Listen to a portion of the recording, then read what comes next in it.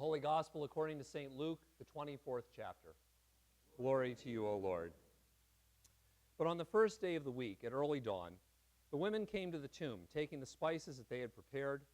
They found the stone rolled away from the tomb, but when they went in, they did not find the body. While they were perplexed about this, suddenly 2 men in dazzling clothes stood beside them. The women were terrified and bowed their faces to the ground. But the men said to them, "Why do you look for the living among the dead? He is not here, but is risen. Remember how he told you while he was still in Galilee that the Son of Man must be handed over to sinners and be crucified, and on the third day rise again." Then they remembered his words, and returning from the tomb, they told all this to the 11 and to all the rest. Now it was Mary Magdalene, Joanna, Mary the mother of James, and the other women with them who told this to the apostles. But these words seemed to them an idle tale, and they did not believe them. But Peter got up and ran to the tomb. Stooping and looking in, he saw the linen clothes by themselves. Then he went home, amazed at what had happened. The Gospel of the Lord. So as we began Lent this year, I joked, but only slightly, that I was going to give up sanity for Lent. Because just as Lent began, I was also beginning a big construction project at my house, primarily intended to turn my small one-car garage into essentially a 2.5-car garage, which I can use to expand and improve my woodshop. It has been a great and exciting project, and it's been a lot of fun, in spite of the fact that it is a really crazy time for a pastor to be doing something like this. But even before construction on my new garage shop project began, I started planning the layout for my new shop. When the project is complete, which hopefully is going to be soon, I will have 2.5 times the floor space I had in the old shop. The shop's going to have a mini split like we have back in the youth center, so I can heat it and cool it and work in the shop regardless of how cold or hot it is outside. And I will have enormously more electrical outlets and better lighting, which will make it possible for me to run, not to have to run extension cords all over the place where I'm tripping over them so that I can work. So I took a copy of the floor plan and I cut out little pieces of Post-it notes because I am terrible with CAD-CAM computer things. And I started to move around the little pieces of tools and things in my shop, and I began playing around with the layout and exploring possible placements of tools and accessories. I tried various placements of things on paper, and I tried to envision what it might look like in real life. But as I was doing so, I started to realize that I was thinking about the layout as though it were my old shop, only bigger, with more floor space. So for example, sometimes I reflexively placed a tool exactly where it was before, even though it really didn't need to be there anymore. I found myself planning to put tools up against walls because I had always had to do that before. And I often kept forgetting that I now have the ability to put accessories and components in places where I actually need them, instead of putting them in a place where in the old shop, that's the only place it would fit.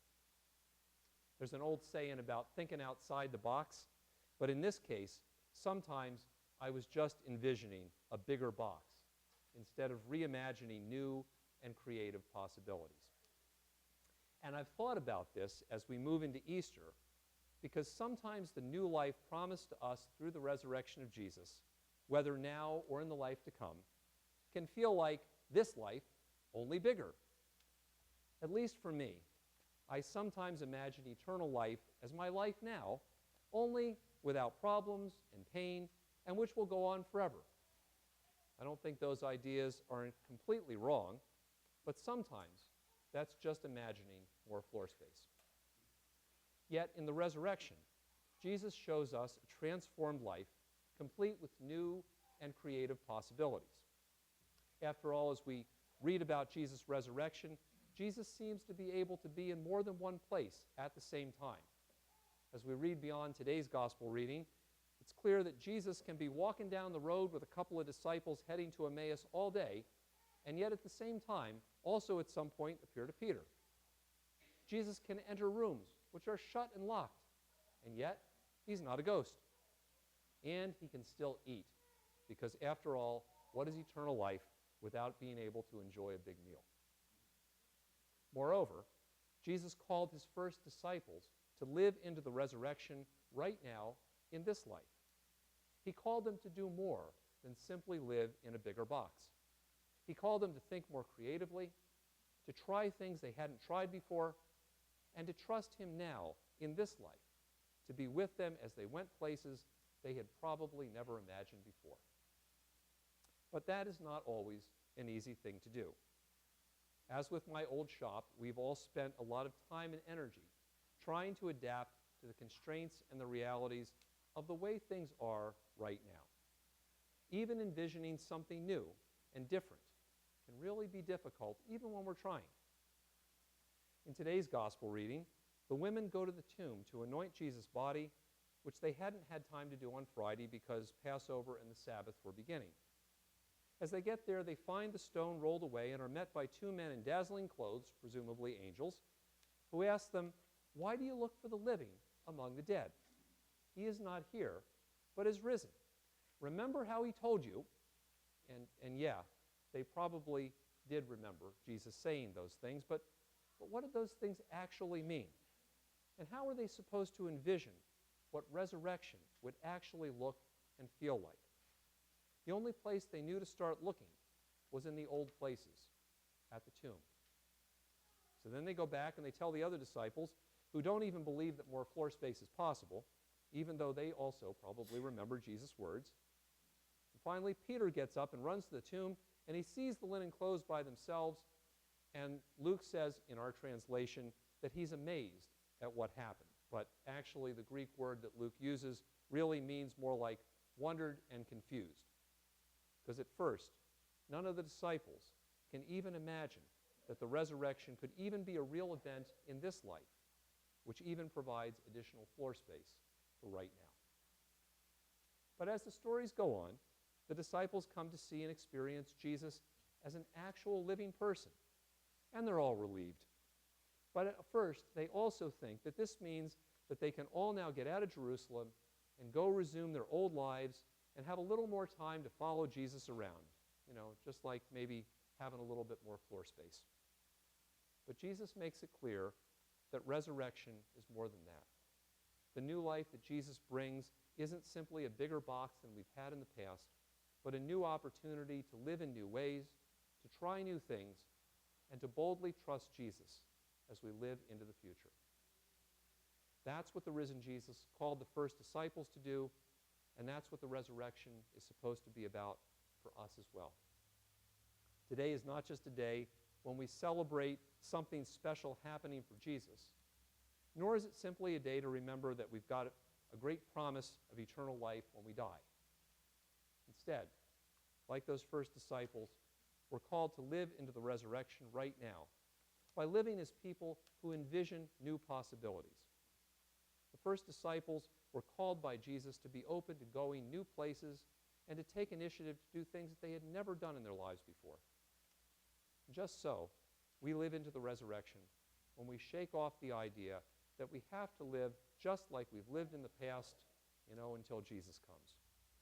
In the resurrection, in one sense, Jesus has already come and has sent us to be his living representatives in the life of the world around us. Like those first disciples, we're called to live into the resurrection right now by doing things we haven't tried before and doing old things in new ways. One of the things I'm looking forward to in my new shop is the ability to work on projects no matter what the weather is like outside, which I was never able to do before, and I've started to realize, oh wait, you know what? I don't have to plan projects around the weather. The first disciples also were often amazed at what Jesus empowered them to do, even though many of them had never tried to do things like speak publicly or heal anybody before. And just so, living into the resurrection for us sometimes means being willing to try something we feel called to do, even if we have never tried it before. And like those first disciples, we're called to live into the resurrection right now by projecting hope for this life, not just the life to come.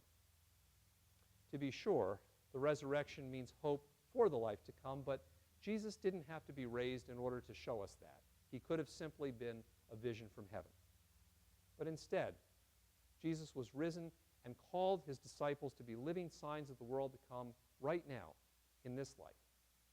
And we live into the resurrection, not when we pretend we can make this world into heaven, but when we live and speak and convey the confidence that even when this world is a dangerous and scary place, as it was for those first disciples, there is a bigger and better future ahead for all of us. And it isn't just more floor space.